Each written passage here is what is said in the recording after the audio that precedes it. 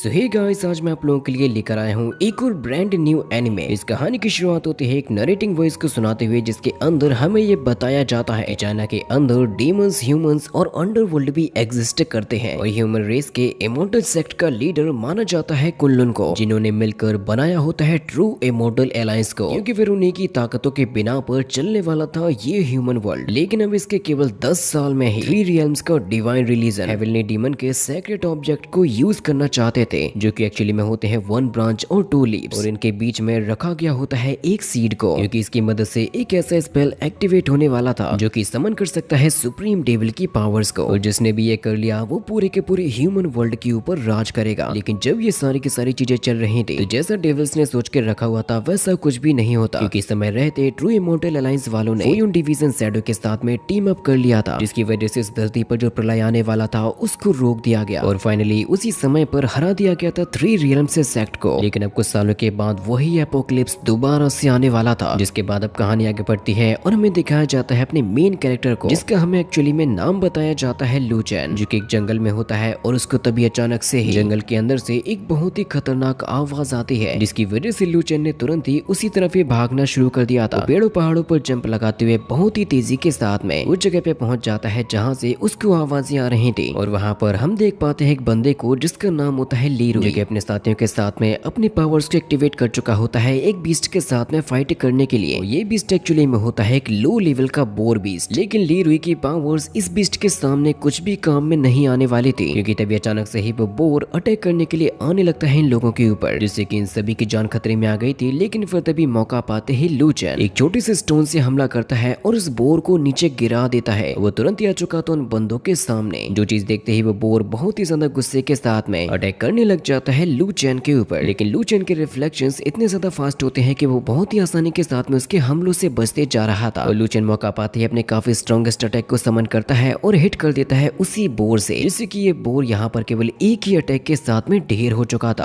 उसके साथियों की हेल्प करने की वजह से वो तुरंत ही आ जाते हैं लू चैन के पास में उसका शुक्रिया अदा करने के लिए। लू चैन उसे कहने लगता है कि जब तुम हाई लेवल के स्पेल को कास्ट कर रहे थे तब तुम कुछ समय के लिए अपनी स्पिरिचुअल पावर से थोड़ा सा भटक चुके थे। उसको आगे जैसे ही कुछ बताने वाला होता है तो फिर तभी यहाँ पर आ जाता है एक हाई लेवल का बीस्ट, और इस बीस्ट को संभाल पाना उन तीनों बंदों के बस की बात नहीं होती। लू चैन उन लोगों से कहने लगता है कि डर कर मत भागो वरना ये तुम्हें जान से मार देगा। जिस मोमेंट पर तभी अचानक से उस बीस्ट ने अपना काफी पावरफुल अटैक कर दिया होता है लू चैन के ऊपर, जिससे कि हमें यहाँ पर एक काफी बड़ा धमाका देखने को मिलता है और वो बंदे मारे जा चुके थे। जिसके बाद अब ये बीस्ट आगे बढ़ने लगता है अपनी पावर्स को दिखाते हुए, लेकिन लू चैन के रिफ्लेक्शंस इतने ज्यादा फास्ट होते हैं कि वो तो कब का अपने आप को बचा के ऊपर चढ़ चुका था। जिस मोमेंट पर तभी लू चैन ने मौका पाते ही अपने काफी पावरफुल अटैक को समन कर लिया होता है, जिसको उसने जैसे ही उस बीस्ट के ऊपर किया था तो वो बीस्ट अपनी पावर से एनर्जी शील्ड को बना के खुद को बचा लेता है, जिसने दोबारा से अपने अटैक को समन करके कर दिया था लू चैन के ऊपर, जिसकी वजह से लू चैन की भी जान खतरे में आ गई थी और अब वो खुद को बचाने की कोशिश करने लगा था। लू चैन कहने लगता है कि मुझे ऐसा लग रहा है जैसे कि मैंने तुम्हें अंडर एस्टिमेट कर दिया हो, क्योंकि वाकई में ये बीस्ट का पावर लेवल बहुत ही ज्यादा होता है, जो कि बड़ी से बड़ी चट्टानों को केवल एक एक अटैक के साथ में ही डिस्ट्रॉय करते हुए जा रहा था। लू चैन जब ध्यान से उस बीस्ट की बॉडी को देखने लगता है तो फिर उसे ये पता चल चुका था इस बीस्ट ने एक्चुअली में एक गोल्डन आर्मर का यूज किया है अपनी बॉडी को प्रोटेक्ट करने के लिए। जिस मोमेंट पर अब तभी अचानक से ही लू चैन की बॉडी के अंदर बहुत ही ज्यादा हलचल होने लगती है, मानो जैसे उसकी स्पिरिचुअल एनर्जी इतनी ज्यादा बढ़ चुकी हो कि वो खुद भी उसको संभाल नहीं पा रहा था। जिस मोमेंट पर तभी वो बीस्ट भी गुस्से में आ जाता है और लू चैन पर अटैक करने के लिए तैयार हो जाता है। जहाँ पर लू चैन का गुस्सा बढ़ रहा था और उसकी पावर्स भी बढ़ रही थी, लू चैन के कुछ भी करने से पहले उस बीस्ट ने अपना अटैक कर दिया होता है, लेकिन लू चैन तो उस अटैक से अपने आप को बहुत ही आसानी के साथ में बचा लिया था और वो तुरंत ही आने लगता है उस पर हमला करने के लिए। इसके बाद अब ये बीस्ट भी कहाँ रुकने वाला था, वो भी अपने काफी ज्यादा स्ट्रॉन्गेस्ट अटैक को करने लगता है। लू चैन थोड़ी सी चालाकी दिखाता है और अपने डैगर का यूज करते हुए उस बीस्ट की बॉडी को चीर के ही रख देता है, लेकिन जो लू चैन था वो अभी भी अपने पावर्स को संभाल नहीं पा रहा था। उसे खुद भी ये बात समझ में नहीं आ रही थी कि आखिर उसको हुआ तो हुआ क्या है, क्योंकि इसके बाद अब हम लोग देख पाते हैं लू चैन को उसके स्पिरिचुअल वर्ल्ड के अंदर, और लू चैन का स्पिरिचुअल वर्ल्ड पूरी तरीके से भरा हुआ था डार्कनेस से, और ये डार्क एनर्जी ही होती है जो कि उसके ऊपर हावी होने की कोशिश कर रही थी। लू चैन को खुद भी समझ में नहीं आता कि आखिर वो क्या करे, इससे बचने के लिए उसको क्या करना चाहिए। इसके बाद अब हम लोग कुछ समय बाद उसी जगह को देख पाते हैं जहाँ पर वो बंदे अभी भी जिंदा होते हैं, जो कि थोड़े थोड़े इंजर्ड ही हुए थे, और वो लोग इस बीस्ट के मरते ही तुरंत ही उसकी बॉडी से निकालने लग जाते हैं उसका पावरफुल एलिजिर। लेकिन इस बीस्ट का जो इनर एलिजिर होता है वो पूरी तरीके से ब्लैक था। तभी इसका साथ ही ये कहने लगता है कि देख देखो ये है एक 50 लेवल का मॉन्स्टर। इसका एलिजिर चाहे ब्लैक हो या कैसा भी हो, इसके बदले में हमें कुछ नहीं तो कुछ 100 स्पिरिट स्टोन्स तो मिल ही जाएंगे। वहाँ पर लुचन आता है और वो ये कहने लगता है कि अभी तुम लोग इसके बारे में जानते नहीं हो। इस बीस्ट का जो एलिजिर है उसको परफॉर्म करना बहुत ही ज्यादा मुश्किल होता है, इसीलिए ध्यान रखना और यहाँ से तुरंत के तुरंत ही निकल जाओ। तो फिर तभी लीरुई उसके पास में आता है और ये कहने लगता है कि तुम्हारा बहुत बहुत शुक्रिया हमारी जान बचाने के लिए, मुझसे मिलो, मेरा नाम है लीरुई। और वैसे मिस्टर टाइस्ट क्या मैं आपका नाम जान सकता हूँ? तो लुचन उसको अपनी पहचान बता देता है और तुरंत ही जाने भी लगता है। जब वो यहाँ से जा रहा था तो फिर तभी लीरुई उससे कहने लगता है कि वैसे क्या आपको ये इनर एलिजिर नहीं चाहिए? लुचन कहता है कि नहीं, मुझे ऐसा कुछ भी नहीं चाहिए, तुम इसे अपने पास में ही रख लो। जिसके बाद अब हमें कुछ खुफिया बंदों को दिखाया जाता है जो कि आ चुके होते हैं लुचन की सिटी के पास में। इसके बाद अब हमें रात के समय में दिखाया जाता है एक बार का सीन, जहाँ पर हम एक नृत्य करती हुई लड़की को देख पाते हैं जिसका एंजॉय सभी के सभी लोग ही ले रहे थे, जो कि वाकई में काफी ब्यूटीफुल डांस कर रही थी और सभी लोगों का मन भी मोह रही थी। और उसका हमें एक्चुअली में नाम बताया जाता है शैंग लिंगजी। और वहीं पर एक और बंदा बैठा हुआ था जिसका नाम होता है जियाओजी, जिसके पास में तभी लुचन पहुंच जाता है ड्रिंक करने के लिए। जियाओजी कहने लगता है कि मुझे परेशान मत करो। लुचन कहने लगता है कि ड्रिंक के साथ साथ मेरे लिए तुम स्नैक्स भी लेकर आओगे, जिससे कि जियाओजी तुरंत ही उसके लिए ड्रिंक के साथ साथ स्नैक्स को भी लेकर आ चुका था। लुचन कहने लगता है कि आखिर तुम किसी लड़की के चक्कर में मुझे इग्नोर कैसे कर सकते हो? जियाओजी कहने लगता है कि लड़की काफी अच्छी डांसर है, यहाँ तक कि वो तो डांस करने के लिए मुझसे पैसे भी नहीं लेगी, वो तुम्हारी तरह नहीं है कि यहाँ पर आते हो, खाते हो और मुझे पैसे भी नहीं दे जाते। जियाओजी लुचन को ये बताने लगता है कि हाल ही में डीमन कल्ट वालों के द्वारा उनके ऑल दो शैडोज को मार दिया गया, इसीलिए किसी न किसी को तो इस बात की जिम्मेदारी उठानी होगी। ध्यान रखना कि तुम कभी भी मुझे बिना बताए कहीं पर भी नहीं जाओगे। लुचन कहने लगता है कि हाँ, वैसे भी अभी मैं कहीं पर बाहर नहीं जाने वाला हूँ। लेकिन लिंगजी यहाँ पर जो टून बजा रही होती है अपने वायलिन से, तो उसको सुनकर लुचन ये कह रहा था कि शायद मैं ये धुन पहले भी कहीं पर सुन चुका हूँ। जियाओजी कह रहा था कि मैंने आज तक कभी भी इतनी ब्यूटीफुल गर्ल नहीं देखी, मुझे बताओ भाई आखिर तुम इसके बारे में क्या सोचते हो? लिंगजी कहने लगते हैं कि मेरी परफॉर्मेंस देखने के लिए आप सभी का बहुत बहुत शुक्रिया, क्योंकि मैं पहली बार इस टाउन में परफॉर्म कर रही हूँ। मैं आशा करती हूँ कि आप लोगों को आगे भी मेरा डांस इसी तरीके से ही पसंद आएगा और आप लोग मुझे सपोर्ट भी करोगे। ये डांस करने के बदले में उसको वाकई में काफी अच्छी बख्शीश भी मिली थी। जैसे लुचन के पास में आ जाती है तो लुचन उससे कहने लगता है कि मुझे बताओ तो जरा आखिर तुम कौन सी धुन को बजा रही थी? लिंगजी उसको बताने लगती है कि मैं एक बहुत ही पुराने एंशिएंट सॉन्ग को बजा रही थी जिसका एक्चुअली में नाम है बी शांग मू। वो लुचन से कहने लगते हैं कि देखिए सर, मैंने आज तक कभी भी आपका नाम जानने की कोशिश नहीं की, वैसे कि आप खुद से ही मुझे अपनी पहचान बताना चाहोगे? आप कहो तो हम दोनों ही साथ में ड्रिंक भी कर सकते हैं। लेकिन लुचन को ये बात जरा सी पसंद नहीं आती और वो उठ के तुरंत ही जाने लगता है। चीज देखते ही वो जियाओजी भी कहने लगता है कि आखिर तुम ये क्या कर रहे हो? तो लिंगजी कहने लगती है कि सर आप चिंता मत कीजिए, हर एक इंसान की अपनी अलग अलग फितरत होती है। जियाओजी कहने लगता है कि उसे छोड़ो, वो यहाँ पर आने जाने वाला एक केवल गेस्ट ही है जिसने मेरे यहाँ पर खर्चा करते हुए काफी सारा कर्ज भी चढ़ा लिया है अपने ऊपर। लेकिन मैंने ये देखा जैसे कि वो तुम्हारी ब्यूटी की तरफ अट्रैक्ट हो रहा हो। इसके बाद अब हमें सिटी का सीन दिखाया जाता है जहाँ पर मौसम खराब होने की वजह से बहुत ही जोरों की बिजली चमक रही थी और यहाँ पर काफी तेज बारिश भी स्टार्ट हो जाती है। उसी बारिश में भीगते हुए और चलते हुए आ रहा था लुचन, लेकिन रास्ते में चलते हुए दोबारा से उसके साथ में वही चीज होने लगती है। उसके दिल की धड़कन अचानक से ही बढ़ गई थी, उसको घबराहट होने लगी थी। तभी लुचन अपने आप को देख पाता है एक बहुत ही खतरनाक जगह पे, जहाँ पर उसके सामने एक काफी खतरनाक सा दिखने वाला बंदा खड़ा हुआ था, जो कि ये कहने लगता है कि सुनो लड़के, अगर तुम भी डिसेंट ऑफ द गॉड्स में पार्टिसिपेट करना चाहते हो तो फिर तुम्हें उसके लिए ब्लैक फायर कर्स को भी एक्सेप्ट करना होगा, क्योंकि गॉडली पावर्स इतनी आसानी के साथ में नहीं मिल जाती। इसी वजह से तुम्हें इसके लिए अग्नि परीक्षा तो देनी ही होगी। मुझसे वादा करो कि तुम कभी भी धोखा नहीं दोगे पावर्स को मिलने के बाद। लुचन कहने लगता है कि ठीक है, मैं ये अग्नि परीक्षा देने के लिए तैयार हूँ। वो बंदा कहने लगता है कि अगर तुमने कभी भी धोखा देने की कोशिश की तो यही ब्लैक फायर तुम्हें जान से मार देगी और फिर इसके बाद तुम कभी भी किसी भी लाइफ में रीइंकार्नेट नहीं हो पाओगे। इसके तुरंत ही बाद वो पावर्स दोबारा से लुचन की बॉडी में एक्टिवेट होना स्टार्ट हो जाती हैं। इसी धधकती हुई ब्लैक फायर के साथ में अब लुचन आगे बढ़ रहा था। पावर्स को संभाल ना पाने की वजह से वो नीचे गिर जाता है। इसके बाद फिर हमें दिखाए जाते हैं two leaves and one shield, यानी कि अब यहाँ पर एक्टिवेट होने वाली होती है वही इविल पावर्स जो कि आज से कुछ साल पहले हुई थी। वो बंदा लुचन से ये कहने लगता है कि बहुत ही जल्द अब इस दुनिया में दोबारा से आ जाएंगे डेविल्स और उसका जो रिलीजन है वो पूरी दुनिया के ऊपर दोबारा से राज करेगा। लेकिन लुचन ने उसकी बात को इस बात के लिए तो बिल्कुल भी एक्सेप्ट नहीं किया था। इसी वजह से वो तुरंत ही अपनी स्वॉर्ड को निकालता है और बहुत ही तेजी के साथ में जाकर उसको तार देता है उसी बंदे के सीने में। वो कहने लगता है कि तुमने तो अभी से गद्दारी दिखाना शुरू कर दिया। लड़के यकीन मानो, मैंने तुम्हारी बॉडी में जो ब्लैक फायर डाली है वो पूरी की पूरी दुनिया को जला के राख कर देगी। तुम्हारे शरीर के साथ साथ वो तुम्हारी आत्मा को तक नहीं छोड़ेगी। लेकिन लुचन ने बिना कोई देरी किए ही उसका वहीं पर ही काम तमाम कर दिया था। लेकिन अब लू चेन जैसे आगे बढ़ने लगता है तो वो ब्लैक फायर उसके ऊपर हावी होने लगती है, मानो जैसे ये ब्लैक फायर उसकी बॉडी पर पूरी तरीके से कंट्रोल करना चाहती हो। ये फायर उसको अंदर ही अंदर से खाई जा रही थी। लू चेन के शरीर में बहुत ही ज्यादा पेन फील भी होने लगता है और रेंगते हुए अब अपने घर की तरफ बढ़ रहा था ताकि कोई तो हो जो कि उसकी थोड़ी सी हेल्प तो कर ही सके। और रेंगते हुए चलते हुए अपने दरवाजे को खोलता है और घर के अंदर एंटर कर ही जाता है। इसके बाद फिर उसके घर के अंदर बहुत ही ज्यादा अजीब सी चीजें होने लगी थी। और अब हमें अगले ही सीन में लू चैन को दोबारा से दिखाया जाता है उसी के ही स्पिरिचुअल वर्ल्ड के अंदर, जहाँ पर मानो जैसे ऐसा लग रहा था जैसे कि लू चैन एकदम अनकॉन्शियस होकर ही डला हुआ हो। वो अपने पावर्स के ऊपर जरा सा भी कंट्रोल नहीं दिखा पा रहा था। तभी अचानक से लू चैन की आंख खुलती है और वो अपने आप को एक अलग ही जगह पे पाता है। तभी लू चैन कहने लगता है कि ये 10 सालों के बाद पता नहीं दोबारा से क्या होने लगा, क्योंकि इसी ब्लैक फायर ने हमेशा ही लू चैन की जान बचाई है। वो उस बंदे की बात को याद कर रहा था कि ब्लैक फायर हर एक चीज को जला के राख कर देगी इस दुनिया की, लेकिन यही वो ब्लैक फायर है जिसने हमेशा ही लू चैन को बचाया, उसकी बॉडी को रिपेयर भी किया। फिर आखिर ये सारी की सारी चीजें अचानक से ही उसके लिए इतना बड़ा खतरा कैसे बन गई। अभी तक जो ब्लैक फायर और लू चैन की बॉडी थी वो अलग अलग तरीके से ही काम कर रही थी, लेकिन स्पेल के ब्रेक होते ही ये दोनों की दोनों चीजें एक ही बॉडी में आकर रह गई हैं। और जो लू चैन की ब्लैक फायर है वो बहुत ही बुरी तरीके से उसकी स्पिरिचुअल एनर्जी को भी एग्जॉस्ट कर रही है। भले इस दुनिया में स्पिरिचुअल पावर को बढ़ाने के लिए सैकड़ों ट्रीजर्स मौजूद है, लेकिन अभी उन सभी का कोई भी फायदा नहीं होगा लू चैन के लिए। अब लू चैन को केवल वही बचा सकता है जिसका सेम ओरिजिन हो उसी के ही जैसे। उसे भी इस बात का डर होता है कि कहीं वो भी डीमन कल्ट के जैसे ही ना हो जाए, कहीं वो भी डीमन कल्ट में ना बदल जाए। आखिर वो कितने समय तक इस तरीके से सरवाइव कर भी पाएगा। उसे अपने अंदर ही ये फील होने लगा था जैसे कि वो पूरी तरीके से बर्बाद हो चुका हो। उसकी बॉडी को केवल कंट्रोल कर रही होती है यही ब्लैक फायर। लू चैन कहने लगता है कि मुझे तो इस बात का डर है जैसे कि शायद अब मैं कभी भी पहले जैसा नहीं हो पाऊंगा। इसके बाद अब हमें अगले दिन दिखाया जाता है लू चैन को, जिसके अभी तक जितने भी साथी मारे गए हैं उसने उन सभी के नाम के स्टोन्स को रखा हुआ था अपने घर पर, जिसने उन सभी को नाम दिया होता है शैडो वॉरियर्स। जिसके बाद अब लू चैन सिटी में जाना शुरू कर दिया था और उसको अलग अलग लोगों से अलग अलग बातें सुनने को मिल रही थी। कुछ लोग ये बातें कर रहे थे कि कुछ बंदे जो कि चियांची सेक्टर से थे वो मारे गए हैं, उनके साथ में बहुत ही बुरा हादसा हुआ। हो सकता है कि इसकी वजह से आने वाले समय में एक बहुत ही बड़ा बैटल भी हो जाए और पता नहीं इस बार आकर किसकी जीत होगी या किसकी हार होगी। जब लू चैन यहाँ से आके जा ही रहा था तो फिर तभी उसको बंदा दिखाई देता है जिसका नाम होता है ब्रदर ही, जो कि ये कह रहा था कि मैं यहाँ पर कुनलुन सेक्टर से आया हूँ और मैंने उम्मीद नहीं की थी कि तुम्हारे यहाँ पर इतनी घटिया खातिरदारी की जाती होगी। इसके बाद पर लू चैन ज्यादा ध्यान नहीं देता और यहाँ से आगे जाने लगता है, जहाँ पर तभी हम सामने से आता हुआ देख पाते हैं एक लड़की को जो कि ब्रदर ही के ही साथ की लड़की होती है और वो भी लू चैन के बगल से होते हुए ही गुजर जाती है, जिस बच्चे का हमें नाम बताया जाता है टिंग। और ये दोनों के दोनों अपने किसी जरूरी काम की वजह से यहाँ पर आए थे। इसके बाद अब लू चैन पहुंच जाता है अपने दोस्त जियाओ जी के घर पर, तुरंत ही अपने लिए ऑर्डर करने लगता है खाने को। लू चैन कहने लगता है कि यहाँ पर जो भी है जल्दी से मेरे लिए एक कटोरी भर के नूडल्स को ले आओ, जिसकी बात को जियाओ जी ना माने ऐसा तो हो ही नहीं सकता। जियाओ जी कह रहा था कि देखो ये पब है, यहाँ पर तुम्हें केवल ड्रिंक करने को मिलेगी ना कि नूडल्स खाने को मिलेंगे। लू चैन कहता है कि हाँ चाहे जो भी हो, लेकिन मुझे तुम्हें पैसे देने की जरूरत तो होती ही नहीं है, इसी वजह से मैं इस जगह को कोई दुकान या रेस्टोरेंट नहीं मानता। लू चैन कहने लगता है कि मुझे यहाँ पर रहते हुए 10 साल हो चुके हैं, अगर मुझे यहाँ पर तुम्हारी वाइन और नूडल्स नहीं मिले होते तो पता नहीं मैं सरवाइव कैसे ही कर पाता। जियाओ जी कहता है कि तुम्हें क्या लगता है क्या मैं तुम्हारे बारे में कुछ भी नहीं जानता? मैं ये जानता हूँ कि मैं खाना बहुत ही बुरा बनाता हूँ, फिर भी तुम उसको बहुत ही टेस्टी कह के खा जाते हो। तभी लू चैन कहने लगता है कि जो चियांची सेक्ट के लोग मारे गए हैं मैं उनके बारे में जानना चाहता हूँ। तो जियाओ जी कहता है कि हाँ ऐसा तो रोज ही हो रहा है, लेकिन जितना मैं समझ पाया हूँ मेरे ख्याल से डीमन कल्ट वाले अभी शिकार पे निकले हैं। लू जुनसी जो कि फुयुन डिवीजन के ऑफिसर है भी आज से 2 दिन पहले ही जान से मार दिया गया। लू चैन बताता है कि हाँ डीमन कल्ट पूरी तरीके से खत्म नहीं हुआ था वेस्टलैंड वैली के युद्ध के अंदर। मुझे लगता है कि वही सारी की सारी चीजें दोबारा से हमारे साथ में होने को जा रही हैं और इस तरीके से लोगों का मारा जाना ये भी एकदम नॉर्मल हो चुका है। जियाओ जी बताता है कि जितने भी लोगों ने ट्रू इमॉर्टल अलायंस को ज्वाइन करके रखा है वो अब सारी की सारी जिम्मेदारी डाल रहे हैं इमॉर्टल सेक्ट के ऊपर, इसके बारे में अब समझ भी नहीं आता कि आखिर चल क्या रहा है। कि हमारे ट्रू इमॉर्टल अलायंस के अंदर केवल लॉर्ड टियानलैन ऐसे बंदे हैं जो कि पूरी तरीके से डेडिकेटेड हैं अपने काम के लिए, बाकी के जो मास्टर और सेक्ट हैं वो सभी के सभी फायदा उठाना चाहते हैं अलायंस का। जब मेजर सेक्ट की तरफ से ही कोई जवाब नहीं आएगा फिर आखिर क्या ही होगा। जहाँ पर लू चैन किसी बंदे के बारे में बात करता है और ये कहता है लेकिन वो तो बाकी की दुनिया के जैसे नहीं है। जो बात सुनते ही जियाओ जी कहने लगता है कि रहने दो उसको, अपनी गिनती में मत गिनो, जो भी हो रहा है होने दो, हमें केवल अपने फ्यूचर के बारे में ही सोचना चाहिए। अगर तुम अभी तक डीमन कल्ट में अंडर कवर बन के नहीं रहे होते तो आखिर गॉड्स का स्पेल इतनी आसानी के साथ में कैसे ही ब्रेक हो सकता था। स्पेल ब्रेक होने की वजह से तुम्हारी जो जीनियसनेस है वो काफी ज्यादा बुरी तरीके से डिस्ट्रॉय हो गई है। और जिस इमॉर्टल अलायंस की वजह से ये सब कुछ हो रहा है उनका तो इसके प्रति कोई जवाब ही नहीं आता। लू चेन कहने लगता है कि देखो अब चाहे जो भी हो हम लोग केवल आशा ही कर सकते हैं आने वाली जिंदगी को बेहतर बनाने की। जियाओजी कहने लगता है कि ये दुनिया और एल्डर्स कभी भी तुम्हारे एहसान को चुका नहीं सकते, इसी वजह से प्लीज तुम किसी पर भी गुस्सा मत दिखाना। लू चेन कहता है कि मैं किसी पर गुस्सा नहीं दिखा रहा हूँ बल्कि मैं तो इल्जाम लगा रहा हूँ खुद पर। जियाओजी कहता है अच्छा अगर ऐसा है तो जल्दी से मेरे इस कटोरे के पैसे भी चुका दो। लेकिन जब लू चेन यहाँ से जैसे ही जा रहा था तो फिर तभी वहाँ पर आ जाती है लिंगजी, जो कि ये कहती है कि क्या मैंने यहाँ पर गलत समय पे एंट्री मार दी। जियाओजी कहता है कि नहीं नहीं मिस लिंगजी, आपने सुबह सुबह हमें जो दर्शन दे दिए हमारे लिए तो वही काफी है। आप यकीन नहीं मानो कि यहाँ की हवा में आपके आने से ताजगी आ गई है। लिंगजी कहती है कि मैं तो गुजरते हुए जा रही थी, सोचा कि मैं आपसे ही मिलते चलूं। जियाओजी कहता है कि मुझे बताइए कि आप नूडल्स को खाना पसंद करोगी। लेकिन लिंगजी के यहाँ पर आने का शायद कोई और ही मकसद था। जियाओजी की हरकतों को देख के लू चेन पैसे चुकाता है और तुरंत ही जाने लगता है। जियाओजी भी कहने लगता है कि ठीक है जाओ जाओ मुझे भी काम करने दो। तभी लिंगजी कहने लगती है कि मेरे आने की वजह से तुम यहाँ से जा रहे हो, मुझे बताओ जरा क्या तुम्हें मुझे देखना पसंद नहीं है। लेकिन जियाओजी तो खुद से ही लू चेन को बाहर निकालने लगता है और फिर वो लिंगजी से कहता है कि ये लड़का हमेशा से ही ऐसा था, वो तो इतना बेवकूफ है कि उसको तो लड़कियों के साथ में फ्लर्ट करना भी नहीं आता और साथ ही साथ हर रोज ही अपने ऊपर मेरा कर्जा भी चढ़ाते जाता है। इसके बाद में बाहर की तरफ दिखाया जाता है लू चेन को, जिसके पास में आ जाते हैं कुछ सिपाही और एक बंदा उनमें से ये कहने लगता है कि कल तुम मेरे डिसाइपल ली रुई से मिले थे और मुझे पता चला है कि तुमने एक 5th लेवल के मॉन्स्टर को भी जान से मारा था। लू चेन कहने लगता है कि हाँ तुम्हें एकदम सही खबर मिली है, उससे मैंने ही मारा था। मास्टर ये कहने लगता है कि लेकिन ली रुई कल रात ही मारा गया, क्या तुम मुझे बताओगे कि आखिर तुम उस समय पर कहाँ पर थे। लू चेन बताने लगता है कि ड्रिंकिंग करने के बाद मैं शाम को अपने घर पर ही जा रहा था। इसका जवाब देते हुए तभी जियाओजी भी कहने लगता है कि हाँ उसने यहीं पर ड्रिंक की थी और अपने घर पर चला गया था। तो मास्टर गुस्से के साथ में कहने लगता है कि जब मैंने तुमसे कुछ पूछा नहीं फिर आकर तुम बीच में क्यों बोले। इसकी वजह से जियाओजी वापस से अपने पब के अंदर ही चला गया था। तो मास्टर कहने लगता है कि लू चेन मुझे जल्दी से अपने ठिकाने के बारे में बताओ और मुझे सबूत दो कि तुम सच में अपने घर पर ही गए थे। लू चेन कहने लगता है कि देखिए मैं अपने घर पे अकेला गया था। तो मास्टर कहने लगता है कि मुझे पूरा यकीन है कि तुम्ही ने जरूर से मारा होगा मेरे डिसाइपल को, जिसकी वजह से वो अपने बाकी के डिसाइपल को ऑर्डर देता है कि जल्दी से इस लड़के को पकड़ लो। लेकिन लू चेन को रोक पाना या हराना इतना भी आसान नहीं है क्योंकि इनमें से कोई भी बंदा लू के सामने टिक भी नहीं पाता। इस फाइट को देखते हुए जियाओजी और लिंगजी ये कहने लगते हैं कि सच में लू चेन तो काफी अच्छा है फाइटिंग में। कुछ लोग तो ये भी कहने लगते हैं कि ये बंदा तो एक्चुअली में है एक शैडो फाइटर, जिसकी वजह से अब मास्टर गुस्से में आ जाता है और अब अपनी स्वॉर्ड को निकालने लगता है हमला करने के लिए। ऐसा होने की वजह से लू चेन भी अपनी पावर्स को एक्टिवेट कर चुका था। यहाँ पर हो रही फाइट को देखकर तभी वो लिटिल गर्ल टिंग भी आ जाती है, जो कि लू चेन को देखती है और उससे बातें करने लगती है। वो कहती है कि आखिरकार मैंने तुम्हें ढूंढ ही निकाला, मुझे बताओ क्या तुम्हारा ही नाम है लू चेन। बात सुनते ही उनके पीछे खड़ा हुआ मास्टर गुस्से में आ जाता है और वो अपनी स्वॉर्ड को भी निकाल लेता है। लिटिल गर्ल टिंग कहने लगती है कि अगर मैंने आपको परेशान किया हो तो प्लीज मुझे माफ करना। वो मास्टर कहता है कि जल्दी से हमारे रास्ते से हट जाओ क्योंकि हमें उस गद्दार को पकड़ना है। इसकी वजह से उस लड़की को पीछे करते हुए सामने आ जाता है लू चेन। मास्टर गुस्सा करते हुए कहने लगता है कि तुम लोगों की आखिर हिम्मत कैसे हुई मेरे जियांचू सेक्ट की बेइज्जती करने की। वो जैसे ही हमला करने वाला होता है तो फिर तभी उन लोगों के बीच में आकर गिरती है एक बहुत ही पावरफुल स्वॉर्ड, जिसको देखकर तो वो मास्टर भी एकदम ही शॉक रह गया था। और ये स्वॉर्ड एक्चुअली में होती है ब्रदर ही की और वो ये कहने लगता है कि तुम बेवकूफो कौन हो और तुम्हारी हिम्मत कैसे हुई मेरी जूनियर सिस्टर को बुली करने की। वो सामने आता है और अपने स्वॉर्ड को अपने कंधे पर रख लेता है। इसके पास में लगे हुए लोगों को देखकर वो मास्टर भी शॉक रह जाता है और उसके सामने सर झुकाते हुए ये कहने लगता है कि सर मुझे माफ करना, मुझे पता नहीं था कि आप कुनलुन सेक्टर से यहाँ पर आए हो। मैंने यहाँ पर जो भी किया है प्लीज उन बातों को दिल पर मत लेना। ब्रदर ही कहता है कि हाँ अब तुमने दिखाई है अपनी थोड़ी सी समझदारी, जिसकी वजह से अब मास्टर तुरंत ही यहाँ से वापस भी जाने लगता है अपने सभी डिसाइपल्स को लेकर, क्योंकि वो बिल्कुल भी नहीं चाहता कि वो कुनलुन सेक्टर वालों के साथ में पंगा भी ले। टिंग ब्रदर ही से ये कहने लगती है कि हमें फाइनली वो बंदा मिल चुका है जिसको हम लोग खोज रहे थे। ब्रदर ही लू चेन से कहने लगता है कि कल तुम हम लोगों को उस जगह पे ले जाओगे जहाँ पर हम जाना चाहते हैं। लेकिन लू चेन तो उनको ये कह के जाने लगता है कि मेरे पास में समय नहीं है तुम्हारे लिए। इसी के ब्रदर ही कहने लगता है कि आखिर तुम इतने ज्यादा मतलबी इंसान कैसे हो सकते हो। तभी टिंग भागते हुए इसके पास में पहुंच जाती है और ये कहने लगती है कि प्लीज आप ब्रदर ही को माफ कर देना, उनकी पर्सनैलिटी ही ऐसी है स्ट्रेट फॉरवर्ड बोलने की। आपको यकीन नहीं होगा लेकिन हम लोग यहाँ पर स्पेशली आपके लिए ही आए थे। लू चेन कहता है कि अगर हमें किसी की हेल्प चाहिए होती है तो हमें विनम्रता से बात करनी होती है। मिस्टर ही तो गुस्से में आ रहा था कि आखिर तुम ये क्या बकवास कर रहे हो, जिससे कि टिंग तुरंत ही उसके पास में जाती है और ये कहने लगती है कि हमारे मास्टर ने हमसे ये कहा था कि हम लोग जब भी बाहर जाएंगे तो हम लोगों को बहुत ही ज्यादा केयरफुल रहना होगा। अभी टिंग लू चेन के पास में जाती है और ये कहने लगती है कि हम दोनों ही डिसाइपल्स हैं कुनलुन के, हम दोनों को ही माउंटेन से नीचे आने के लिए कहा गया है मास्टर्स के द्वारा, क्योंकि हमें ऑर्डर दिया गया था